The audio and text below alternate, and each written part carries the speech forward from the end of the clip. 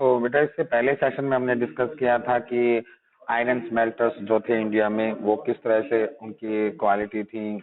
जहां हमने टीपू सुल्तान की तलवार के बारे में जिक्र किया था, वहीं पर आज जो है फिर उसके बाद हमने जाना कि कैसे उनको काम जो थे वर्क उनको अपना चेंज करना पड़ा ड्यू टू पॉलिसीज जो ब्रिटिश के द्वारा लगाई गई, जिसमें फॉरेस्ट लॉ था। और फॉरेस्ट लॉ की वजह से उनको अपनी जो फैक्ट्री चलाने के लिए स्मेल्टिंग आयरन स्मेल्ट करने के लिए जो फ्यूल चाहिए था वो उनको मिल नहीं पा रहा था, और इसकी वजह से उनको अपनी भट्टियां जो थी वो बंद करनी पड़ी और दूसरे काम धंधों के लिए जैसे वीवर्स बुनकर को अपने काम धंधे चेंज करने पड़े, वैसे इनको भी करने पड़े। और अधिकतर आयरन स्मेल्टर्स जो थे हमने देखा था साउथ इंडिया में, दक्षिण भारत के थे।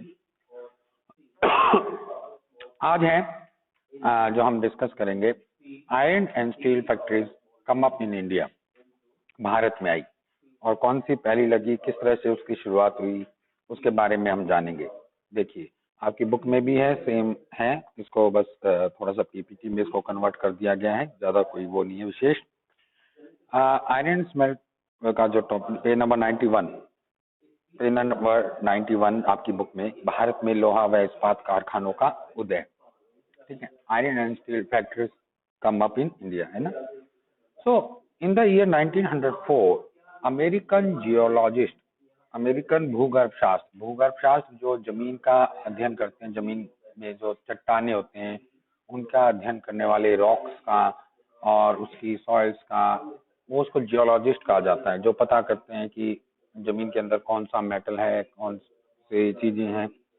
तो American geologist Charles weld and Dorabji Tata discovered iron और यानी लोहेस्क, जो एक रॉ मटेरियल है आयरन एंड स्टील कंपनी का, लोहेस्क कच्चा माल, ठीक है। मैंने बताया था और का मतलब जब आयरन के साथ और भी चीजें जमीन में हों तो और है, तो लोहेस्क, है ना। इसको इन्होंने खोज की कहाँ, राजहारा हिल्स ऑफ छत्तीसगढ़, छत्तीसगढ़ की राजहारा हिल्स में उनको आयरन और मिला। और कैसे मिला, ये एक बड़ी इंटरेस्टिंग स्टोरी है। वो ढूंढ रहे थे, एक ऐसे ही फॉरेस्ट में घूम रहे थे कि कहाँ उनको एक कई घंटे चले एक अच्छे लो भंडार की खोज में, तो अचानक से एक अगरिया समुदाय, अगरिया जनजाति की एक महिला मिली उनको, जो पहाड़ की तरफ से, एक पहाड़ से अपनी टोकरी में आयरन और लोहेस्क लेके आ रही थी अपनी बस्ती में लोहा बनाने को, फ्यूल के लिए। तो उन्होंने पूछा ये कहाँ से लाए इतना क्वालिटी का, तो उन्होंने एक पहाड़ी की ओर संकेत कर दिया और वही पहाड़ी थी राजहारा हिल्स छत्तीसगढ़ की। तो जब वे गए तो उन्होंने देखा कि बहुत बड़ा भंडार इसके अंदर है। और पहाड़ी का अध्ययन करने के बाद जो चार्ल्स वेल्ड था, अमेरिकन जियोलॉजिस्ट, उसने बताया कि उन्हें जिस चीज की तलाश थी वो मिल चुकी है। तो ये राजहारा पहाड़ियां दुनिया की सबसे बेहतरीन लोहेस्क भंडारों में से एक थी, लेकिन एक परेशानी थी, ठीक है। वन ऑफ द फाइनेस्ट और तो था ही वर्ल्ड का राजहारा हिल्स में, लेकिन एक परेशानी थी, the Tatas were not able to start their iron steel factory near the Rajhara hills. वो राजहारा हिल्स के पास नहीं लगा सकते थे क्योंकि वो जो इलाका था वाज वेरी ड्राई, ठीक है, वाज वेरी ड्राई, बहुत ही सूखा इलाका था। द स्टील फैक्ट्री नीडेड, आप जानते हो स्टील फैक्ट्री को लगाने के लिए बहुत ज्यादा पानी चाहिए, प्लेंटी ऑफ वाटर, है ना। तो वहां से थोड़ी दूर पर तलाश करने पर उनको जगह मिली कि भाई इसके लिहाज से उन्होंने खोजना शुरू किया कि हम अपनी फैक्ट्री कहाँ लगा सकते हैं। हमने लोकेशन में पढ़ा है, एक इंडस्ट्री की लोकेशन कैसे इफेक्ट होती है, कैसे उस प्रभावित की होती है। तो उसके लिए फैक्टर उनको चाहिए थे। कच्चा माल तो मिल गया था, लेकिन मैंने बताया था ना और भी फैक्टर है। मैंने एक प्रोजेक्ट आपको दिया है बनाने को, एक्स और वाई करके ज्योग्राफी में, और वो प्रोजेक्ट मैंने कहा था जल्दी से उसे कंप्लीट कर लेना आप सब, है ना। वो जल्दी मैं आपसे मांगने वाला हूँ, तो उस पर ध्यान देना। तो a few year later a large area of forest was cleared on the bank of the river Swarnarekha. Swarnarekha नदी के पास, ठीक है, स्वर्णरेखा नदी के पास उनको वो जगह मिल गई जहां पानी भी पर्याप्त था और फैक्ट्री लगाने के लिए बहुत जगह भी थी। तो industrial township was named Jamshedpur, ठीक है, आफ्टर दोराबजी टाटा फादर जमशेद जी टाटा, ठीक है। तो इंडस्ट्रियल टाउनशिप वहां लगाई गई जमशेदपुर के नाम से, आज हम जानते हैं, और उसका एक फेमस नाम भी है, हम उसे टाटा नगर भी कहते हैं क्योंकि टाटा के द्वारा लगाई गई फैक्ट्री टाटा। आज उन्हीं की विरासत चल रही है, जो टाटा इंडस्ट्री आप देखते हो, उनके बहुत प्रोडक्ट आते हैं टाटा के। अब तो ग्रोसरी में भी आने लग गया है टाटा साल्ट, टाटा की दालें, है ना, ये भी आने लग गया मार्केट में। और व्हीकल्स तो हैं, व्हीकल्स के बारे में तो आप जानते हो, टाटा के व्हीकल्स, ट्रक के मामले में, हैवी व्हीकल्स में इसका नाम है, बड़ा नाम है, अशोक लेलैंड की तरह। और रतन टाटा इसके जो अंतिम वो रहे, उसके बाद मिस्त्री आगे, साइरस मिस्त्री, और लगातार इसके डायरेक्टर जो हैं अपने हिसाब से कन्वर्ट होते रहते हैं। तो जमशेद जी टाटा ने वहां पे Tata iron steel company TISCO की स्थापना की, और इसकी स्थापना हुई 1907 में, 1907 में इसकी वहां एस्टेब्लिशमेंट हुआ। लेकिन फैक्ट्री बनने में टाइम लगता है, और इसने अपना पहला उत्पादन कब किया? 1912 में। 1912 में इसने फर्स्ट प्रोडक्शन जो था इस कंपनी का निकल के आया। ये भारत की पहली कोई टाटा आयरन स्टील कंपनी थी।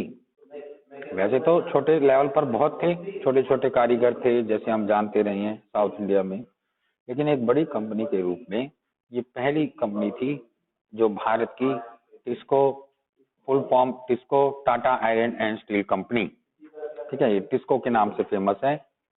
तो 1912 में इसने पहला अपना उत्पादन शुरू किया। Statue of Jamshedji Tata outside the Tata Steel plant in Jamshedpur, Tisco was set up at an opportune time. Although the late 19th century, India was importing steel that manufactured in Britain. फिर भी हम देखते रहे हैं कि अधिकतर जो लोहा इस्पात था वो अभी भी ब्रिटेन से आ रहा था।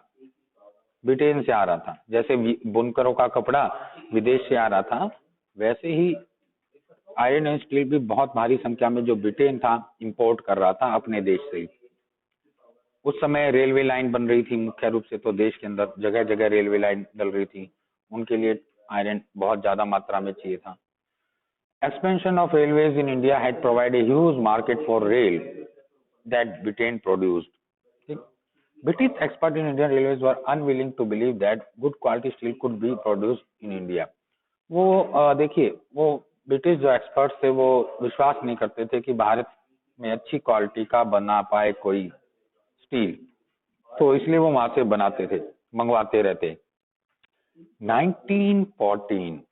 1914 देखिए, फर्स्ट वर्ल्ड वार, जिसका जिक्र बुनकर वाले बात में भी आया था, ब्रोकआउट, ये एक बहुत बड़ा ब्रोकआउट हुआ, खासकर स्टील इंडस्ट्री के लिए, भारत की स्टील इंडस्ट्री के लिए।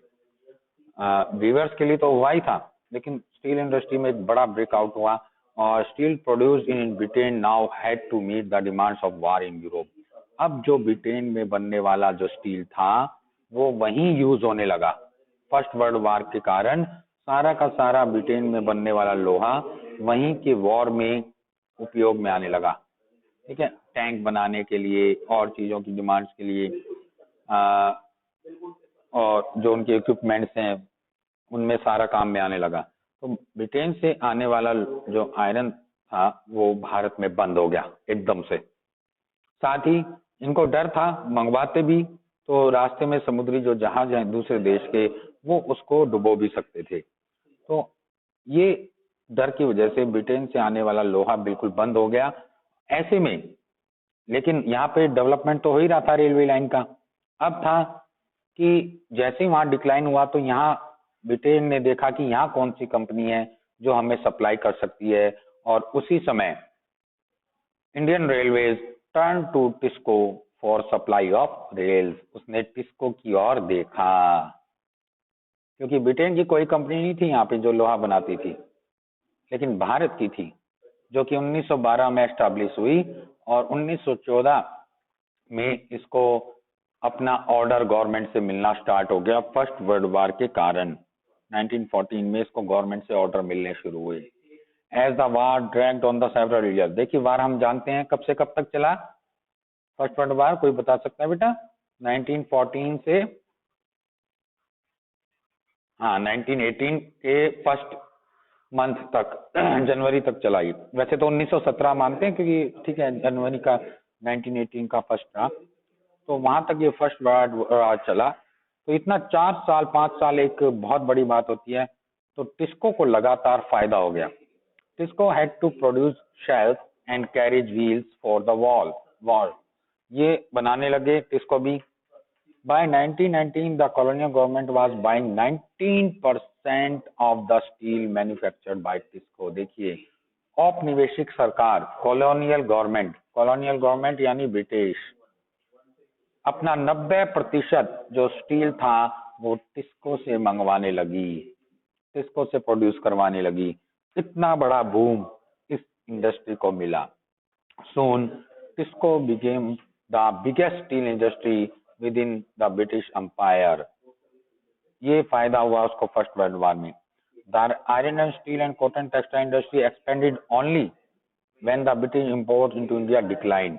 ये तभी डेवलप हुई भारत के अंदर दोबारा से, क्योंकि फर्स्ट वर्ल्ड वॉर के कारण ब्रिटिश इंपोर्ट आना कम हो गया। ये बहुत बड़ा कारण था, इसको नोट डाउन करके रखें हमेशा कि भारत में ब्रिटिश काल के अंदर इंडस्ट्री का जो बूम आया सबसे बड़ा भारतीय इंडस्ट्री के लिए, वो 1914 फर्स्ट वर्ल्ड वॉर रहा। Market for Indian industry good increase, this took place during the first war and after. ये केवल उसी समय नहीं, अब इसके बाद भी चलता रहा। As the independence movement gathered strength, the industrial class became stronger.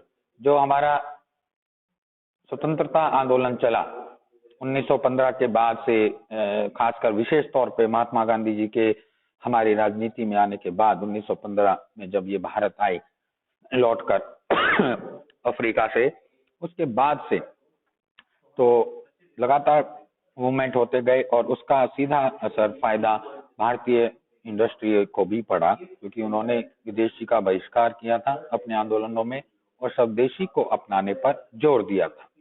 तो हमारी क्लॉथ इंडस्ट्री यानी वीवर्स और आयरन स्मेल्टर्स और इस तरह की कंपनियों को बहुत फायदा हुआ। The British government struggle to maintain its control over in India, it had to give it many demand of rising Indian in the last decade of the colonial rules. लगातार बढ़ती जो डिमांड थी उसकी वजह से धीरे धीरे ब्रिटिश का कंट्रोल कम होता गया भारत के ऊपर। जी हाँ, भारत के ऊपर लगातार कंट्रोल कम होता गया। ये देखिए राजहारा हिल्स पहाड़ियाँ किस तरह से कटिंग हो रही है, आप देख सकते हैं इन पहाड़ियों से ही लो एस के भंडार मिलते हैं। छत्तीसगढ़ हमारा जो राज्य है आज का, यहाँ ये फैक्ट्री इनको मिली। इनको अपना जो रॉ मटेरियल के रूप में अगर हम देखें तो एक और सोर्स जो था भिलाई स्टील संयंत्र को एस की आपूर्ति भी की गई, एक और भिलाई में खोल रहा था। तो ये टिस्को का एक थोड़ा सा स्ट्रक्चर देख सकते हो आप। तो ये था आपका चैप्टर जो कंप्लीट हो गया है, फिनिश हो गया है। और इसमें देखिए एक है एल्सवेयर, अन्यत्र, ये भी इम्पोर्टेंट है। जापान में औद्योगिकरण के शुरुआती साल, जापान 19वीं सदी के आखिर में जापान के औद्योगिकरण का इतिहास भारत के औद्योगिकरण से बिल्कुल अलग था, क्योंकि भारत के अंदर थे बेटा ब्रिटिश, लेकिन जापान के अंदर जो थे वो उन्हीं की गवर्नमेंट थी, कोई दूसरे देश की गवर्नमेंट नहीं थी। तो वो अपने उद्योगों को बढ़ावा देने के लिए बहुत कुछ काम किया उन्होंने। हमारे यहाँ तो अपने देश के उद्योग को गिराने के लिए ब्रिटिश ने काम किया, लेकिन वहां तो उन्हीं की सत्ता थी। जापान की सरकार ने अपने देसी उद्योगों को खुलकर बढ़ावा दिया, जो उनके लघु उद्योग थे। 1868 में जापान की सत्ता संभालने वाले मेजी राजवंश का मानना था कि जापान को पश्चिमी प्रभुत्व का सामना करने के लिए औद्योगिक रास्ते पर चलना चाहिए। इसलिए इसलिए उसने औद्योगिकरण को आगे बढ़ाने के लिए कई महत्वपूर्ण कदम उठाए। इसी क्रम में डाक सेवाएं, टेलीग्राफ, रेलवे बहुत से विकास किया और आज हम उसी कारण से देखते हैं कि जापान का उद्योग इंडस्ट्रीज, चाहे उसके पास रॉ मटेरियल कम है, कच्चा माल नहीं है उसके पास इतना जितना और देशों पर है, फिर भी वो दूसरे देशों से मंगवा कर तैयार कर कर अपनी इंडस्ट्री में अधिक दामों पर बेचता है। ठीक है, ये मुख्य कारण है कि वहाँ के देसी उद्योग को खुलकर समर्थन मिला उन्हीं की गवर्नमेंट के द्वारा। ठीक है, तो ये जो था आज का हमारा सेशन था। तो ये तो हमारा चैप्टर डिस्कस हो गया है, यहाँ तक हमारा कंप्लीट हो गया है। अब हम इसके क्वेश्चन आंसर पे आएंगे और अभी भी समय है हमारे पास, हम कर सकते हैं। तो अभी देखते हैं। मैं फर्स्ट क्वेश्चन है आपकी एक्सरसाइज में, हम आगे हैं अब। What kind of cloth had a large market in Europe? Europe में किस तरह के कपड़ों की भारी मांग थी? किस तरह के कपड़ों की? हाँ जी, यस, ये आपके पेज नंबर 80 पर इसका आंसर मिलेगा आपको। पेज नंबर 80 पर आ सकते हैं और पेज नंबर 80 पर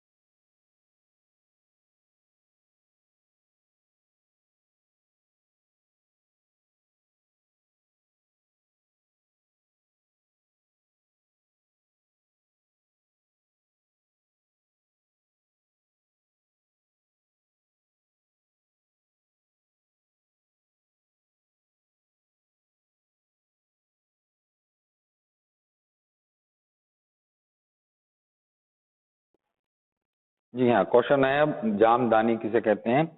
ये अभी आपकी स्क्रीन के ऊपर ये जो मैंने बताया था इसके अंदर है, फिगर 4 के अंदर लिखा हुआ है। जामदानी एक तरह का बारीक मलमल, ठीक है, जिस पर करघे में सजावटी चिन्ह बुने जाते हैं। इनका रंग प्राय स्लेटी और सफेद होता है। Jamdani is a fine muslin on the which decorative motifs are woven on the loom, typical in the grey and white, often a mixture of cotton and gold thread was used तक कर लेना। आमतौर पर सूती और सोने के धागों का इस्तेमाल किया जाता था।